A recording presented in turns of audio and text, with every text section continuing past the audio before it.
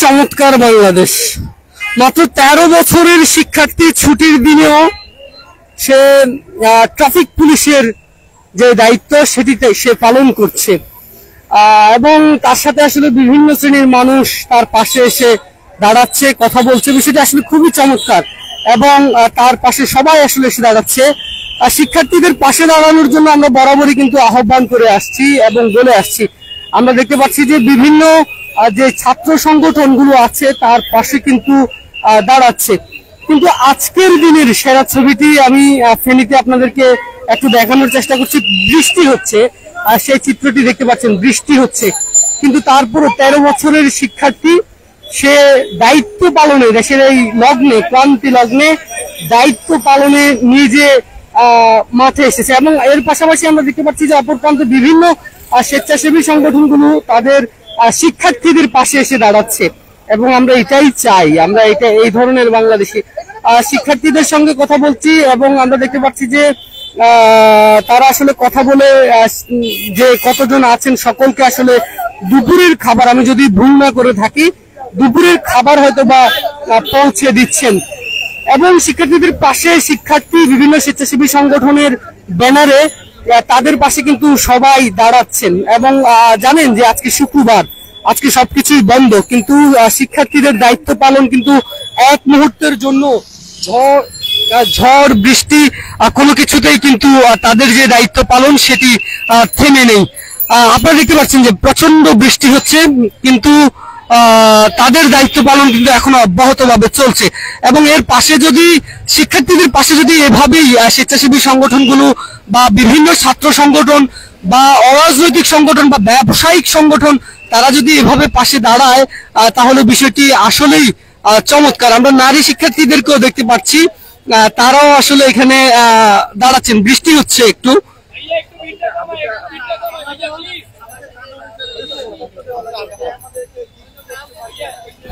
Answer সদস্যদেরকেও আমরা মাঠে answer সদস্যদেরকে দেখতে পাচ্ছি, এবং আনসার সদস্যরাও তাদেরকেও কিন্তু খাবার পৌঁছে দিচ্ছে। বৃষ্টির কারণে ক্যামেরা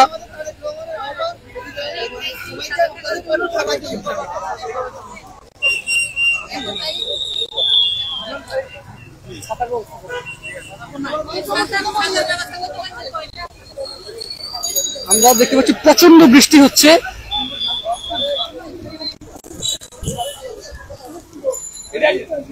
এই বৃষ্টিতে আমি সরে এসেছি।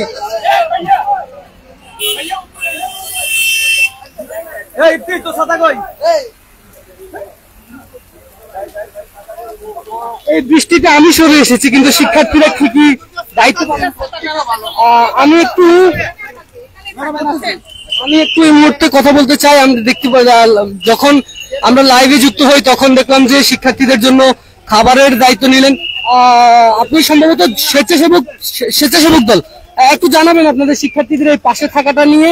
এবং আমি আজকে দেখলাম যে 13 বছরের শিক্ষার্থী পর্যন্ত একজন না একাধিক আছে যে তারা দায়িত্ব পালন করছেন। বিষয়টি কিভাবে দেখছেন এবং আপনারা তাদের পাশে কিভাবে দাঁড়াচ্ছেন?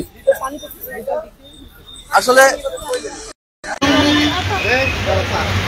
বৈষম্য ছাত্র আন্দোলনের যখন থেকে শুরু হয়েছে,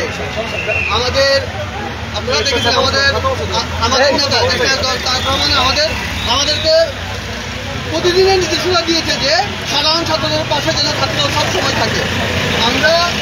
আমরা ফেনী জেলার ছাত্রদল, ফেনী জেলার সাধারণ জনতাকে নিয়ে ফেনীতে যে সকল হয়েছে, আমরা ফেনী জেলার ছাত্রদল সবসময় এখানে উপস্থিত ছিলাম এবং সাধারণ ছাত্রদলের পাশে ছিলাম।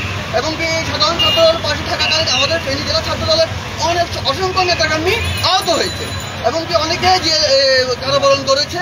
এবং কি আমি আরেকটা করবো, গত 4 তারিখে যে হামলা হয়েছে মহিফলে, এই নৃশংস হামলা মানে যে গণহত্যা চালিয়েছে ফেনী আওয়ামী লীগ, এটা আসলে বলার বাইরে। যেভাবে পাহাড় করে পাখির মতো মানুষকে ছাত্রদেরকে গুলি করা হয়েছে, এটা আসলে বলার কোনো ভাষা নেই।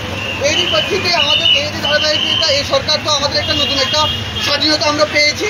এই স্বাধীনতাকে সামনে রেখে সামনে যেন ফেনীতে গণ অরাজকতা না হয়, যারা প্রোপাগান্ডা চালাচ্ছে এইগুলো যেন না হয়। আমি ফেনী জেলা ছাত্র দলের সবাইকে আমাদের নির্দেশনা দিয়ে আছে যারা এগুলো করবে তাদেরকে ধরার জন্য, তাদেরকে ধরে আনার জন্য আমাদেরকে বলা আছে। এবং কি আমরা সাধারণ ছাত্রদের সাথে ফেনী জেলার ছাত্ররা সবসময় কাজ করবে। সকল নেতৃত্বকে অনুরোধ করবো, আপনারা যার যার অবস্থানদেরকে মানুষের ব্যবসায়িক প্রতিষ্ঠান, মানুষের উপর হামলা, মানুষের নিরাপত্তা আপনারা পাহারা দিবেন। আমরাও রাজপথে আছি, আপনারাও রাজপথে থেকে এগুলো পাহারা দিবেন। ধন্যবাদ সবাইকে।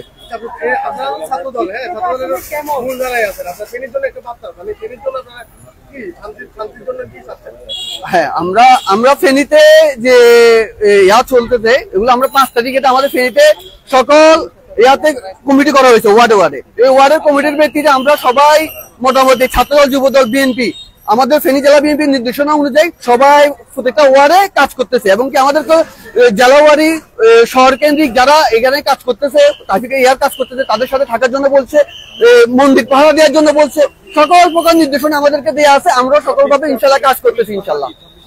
সর্বাত্মকভাবে সহযোগিতা করা, সর্বাত্মকভাবে আমাদের যারা আছে কলেজের যারা আছে তারা সবাই এখানে